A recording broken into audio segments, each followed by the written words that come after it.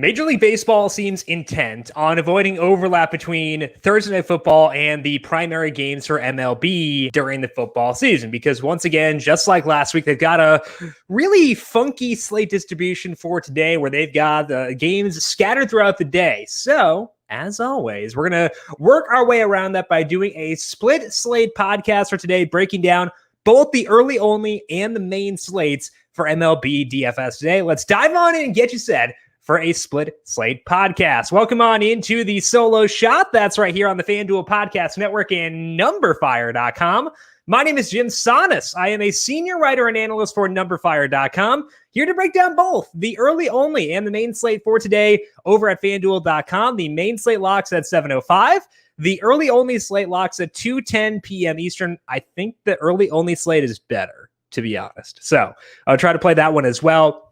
As always, in order to not inconvenience those listening later on, we'll do the main slate first, then the early only slate. So if you want to skip to the early only slate analysis, check out the episode description, whether it be on numberFire, Spotify, Apple Podcasts, whatever it may be. I'll put the timestamp in there for when the early only slate breakdown begins. If you're listening to this before 2:10 p.m., want to play the early only slate, jump ahead to that spot in the podcast, then come back and check out the main slate as well. We'll break down the main slate in just 1 second. Games week number 3 is Monday Night Football, the match between the Cowboys and the Eagles.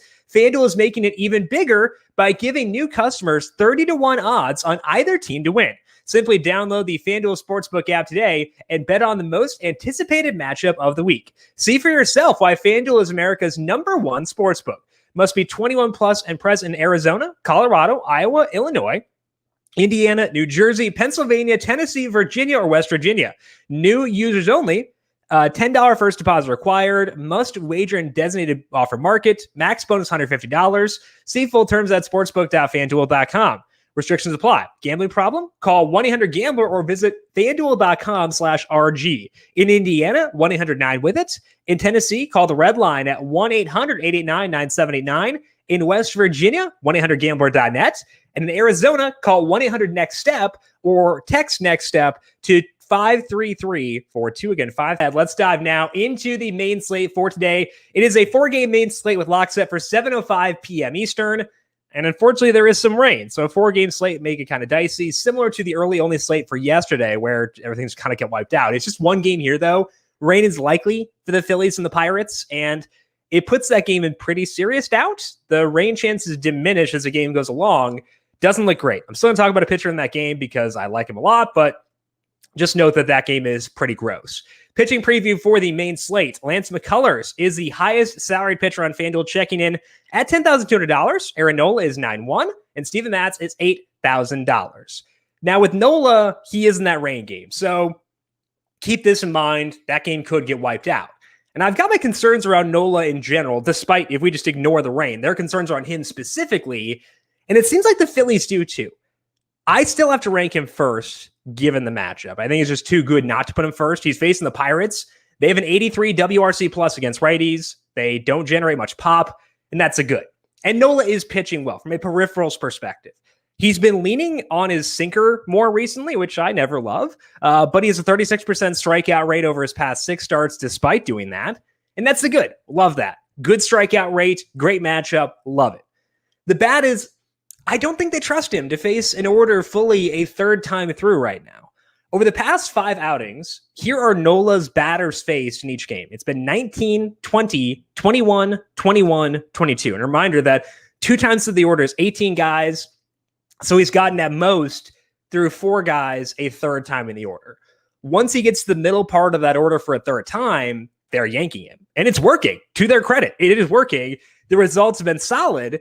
And he's getting tons of strikeouts, but it does hurt his DFS outlook. He has no quality start since he almost had that no-hitter against the Padres, so he's imperfect. I think last night is a perfect illustration of the importance of length because Joe Ryan had like a 97% strikeout rate for the Twins against the Cubs, but he still got outscored by Ian Anderson because Anderson went deeper in the game. Pitch count matters a lot, and I'm worried about Nola's for right now, so he's not a must-play as a result of that, even on a short slate. That is very much noteworthy, but I think that given, it's not 100% certain that they're going to limit him to, 22 or so batters faced. It's not 100% certain that The results may be bad again. I think there's still enough here for me to rank him first. So to me, Nola is number one, despite what I would say are fairly massive and concerning red flags in his profile. Second here is Lance McCullers. I'd be very okay putting McCullers first if Nola gets rained out. Like, I think that like he's fine enough where I can be like, okay, he's actually the top guy on the slate, not the top guy out of obligation. McCullers, no length concerns. He went 110 pitches his last time out. So clearly they feel good about him. I don't mind the matchup either. He's facing the Angels. They are really struggling down the stretch. Their WRC plus against righties is down to 98. The strikeout rate for them is up to 25%. And it's also a good matchup for McCullers, specifically because they don't walk that much. McCullers has been upping his curveball usage for his past 10 starts. It's a bit odd because his slider's been pretty good, and his strikeout rate or his walk rate, I should say, is back up in the stretch. He had been getting the walk rate a little bit down a bit, but it's up back to 10%. So 10% is kind of high. And that means we want to use these guys against teams that don't draw as many walks. And he does get that here. Strikeout rate for McCullers is 27%. His fly ball rate, very good at 25%. If we look at that 10-start stretch, we do see McCullers having you get the quality start bonus 5 times. He has 3.22 ERA. So I wouldn't be opposed to ranking him above Nola if you wanted to, because again, length matters a lot in MLB DFS. I just think the strikeouts in the matchup make me put Nola first. I think they're both fully viable options. If you tell me that Nola's game will not play, that's when we get a little bit hairy for this main slate. I honestly don't know where I would go for the third option. So if we get bad news in the rain, check back at 4 p.m. or 4:30 p.m. today for the Q&A. We'll talk about it then. It's pretty hairy if we lose Nola from a pitching perspective for this slate. As far as the stacking goes, I do want to jam in the Blue Jays, even if it means I have to lean on their value plays in doing so. They're facing Michael Pineda. This is their second straight start versus Pineda. And the first time, Pineda was able to weave his way through some trouble. He let up just 1 earned run. But there were 2 more unearned runs against him. And I think Pineda might have gotten a bit lucky in that game. The Blue Jays put 19 balls in play in that game. That's a big number, or against Pineda specifically. That's a big number. 2 of those were barreled, 2 out of 19. 10 of them were hard hits. More than half were hard hits. That should turn into more than 1 earned run. Now, they're seeing him for a second consecutive start.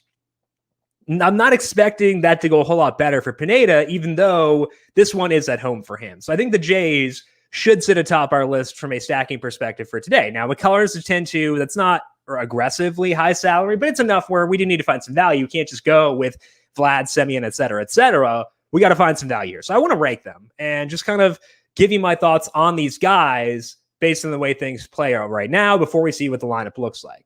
My favorite of the non-high salary guys is still Alejandro Kirk. Kirk has a 170 ISO versus righties.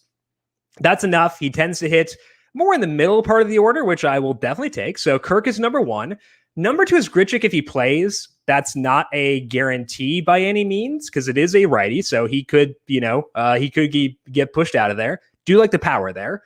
Number 3 might actually be Jake Lamb. Lamb has a 205 ISO against righties. He's probably going to hit 9th if I had to guess, but in this offense is actually fine given the salary Lamb has. Number 4 is Corey Dickerson, just not as much power as Lamb, as Grichuk, as Kirk. And then Danny Jansen, if he plays over Kirk, depends on where he hits. He's more sensitive to that for me than Lamb because, Jansen's had good power this year. I'm just not sold that it sticks. So I think Jansen depends on where he bats. So for right now, if we assume it's Kirk who catches, I'd say Kirk, Grichuk, Lamb, Dickerson, the ranking of the value plays within the Jays. For the number 2 stacking option, I don't feel great about it, but I do think we should stack the Rangers here, and that's scary. They're really bad against lefties, and I've used multiple left-handed pitchers against them this week alone. It's just hard to pass up their matchup. They're facing Zach Lowther, who's getting his shot in the rotation for the Orioles, and it's gotten off to a rough start so far. His ERA is 8.74 since he joined the rotation for good. His skill interactive ERA, equally scary at 6.08. And he's just had rough numbers across the board from a peripherals perspective. It is just a 3-star sample, though, in Lowther's defense. So it's important to dig in a bit more to see if that's legit. When we do dig in more, though, we'll see that he had a 6.53 ERA in AAA. He struggled in the bullpen in the majors as well. He did get more ground balls in AAA. That's kind of the one positive here for Lowther and the one thing you could potentially lean on. We just haven't seen that in the majors so far. I think everything here says we should stack against him, even if it means we're doing so with a really, really bad team. I think the good thing with the Rangers is that there are some individuals I don't mind. I know that that is like the lowest bar you could possibly set, but that's not true for every team. So there's some individuals here I can get behind. Two of those are Adolis Garcia and DJ Peters. Those two guys have plenty of pop. Peters has his flaws for sure from a strikeout rate perspective, but he can hit the ball pretty hard. Andy Ibanez has started to hit the ball much better recently. He's been hitting third or so against lefties as well, so I don't mind Ibanez. I'm okay with Charlie Culberson and Nick Solak. So this can be very scary. It is scary. I'm frightened just talking about it, but I do think that the Rangers are a good stack for today, despite the fact they are wretched versus lefties. So the Rangers, number 2 behind the Blue Jays, and it does help that their low salaries make it a bit easier to get to the Blue Jays for today as well. That wraps up the main slate. Let's move now to the early only slates. If you're listening to this after 2:10 p.m., see ya at the Q&A at 4:30, 4 o'clock for the Thursday Night Football preview, and tomorrow for the Friday slate breakdown. The early only slate is a 5-game slate locking at 2:10 p.m. Eastern. It's a pretty good one, though. There is no weather to discuss here, so there's no NOLA situation. We are good to play this thing straight up, and there are 3 really good pitchers on this slate. We've got Max Scherzer checking in at $11,300. Logan Webb is $9,800. Adam Wainwright is $9,500. Chris Bassett checks in $9,300. Good to see him back out there on the mound after that scary line drive off his face. Charlie Morton, Yu Darvish, and Adrian Hauser are the others at $8,000 or higher. Now, not only do we have good pitching options for today, but I think one of the better ones is one of the lower salary guys in Charlie Morton. Charlie Morton is $8,600. I think he is a solid play for today, and I'm very okay being high on him. He's not as highly regarded as Scherzer or Webb, but I think he's in a great spot tonight. And a big part of that is the matchup. He's facing the Diamondbacks. They have a 79 WRC plus against righties. Their ISO is 134 with a 25% strikeout rate. It does help Morton that the roof is closed for today. It's been open the past 3 games, back closed once again for today because it is a day game. But to hang with Scherzer and Webb, you need to be good. You don't need just a good matchup. You got to be good yourself as well. Morton is that. We are up to 13 starts on him since the velocity on his curveball increased. He has a 3.53 skill interactive ERA in that time. His strikeout rate is 28%. And the batted ball data is looking pretty good recently too, because his hard hit rate is 31% in this span.